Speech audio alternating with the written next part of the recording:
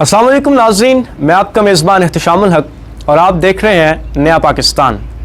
नाज़रीन, अय्याज़ सादिक के अफसोसनाक बयान के बाद पाकिस्तान मुस्लिम लीग नून के कुछ अरकान का ये कहना है कि बयान एक अचानक दिया गया बयान है, ये बयान एक स्लिप ऑफ टंग है।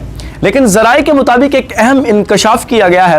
वो इंकशाफ ये है कि यह बयान कोई अचानक दिया गया बयान नहीं था, ये बयान कोई स्लिप ऑफ टंग नहीं था, बल्कि इस बयान को पार्लियामेंट में बोलने से पहले पाकिस्तान मुस्लिम लीग नून की आला क़यादत के साथ डिस्कस किया गया था और उसके बाद एक पॉलिसी के तहत इसे पार्लियामेंट में खड़े होकर बोला गया है।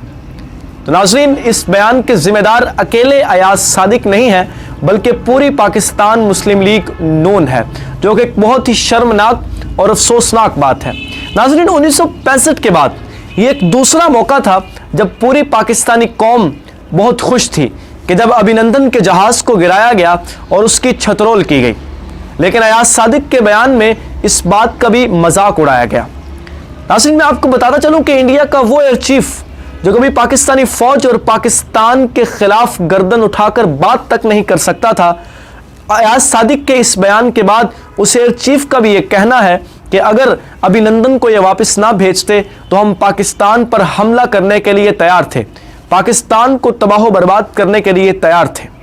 नाज़रीन, मैं पाकिस्तान मुस्लिम लीग नून की आला क़यादत से और उनके तमाम अरकान से ये गुजारिश करता हूँ कि अपने सियासी मफादात की खातिर पाक फ़ौज पर इल्ज़ामात ना लगाएं, अपने सियासी मफादात की खातिर इस मुल्क को ठेस ना पहुँचाएँ।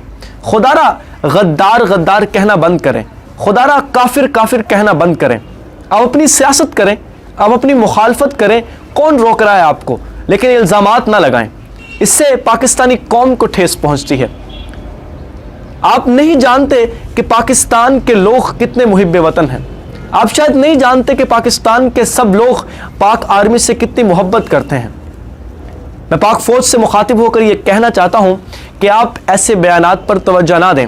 हमें आप पर फ़ख्र है, हमें फ़ख्र है कि पाकिस्तान की फ़ौज दुनिया की बेहतरीन फ़ौज है। हमारा सर पाक फ़ौज ने हमेशा फ़ख्र से बुलंद किया है। पाक फ़ौज जिंदाबाद।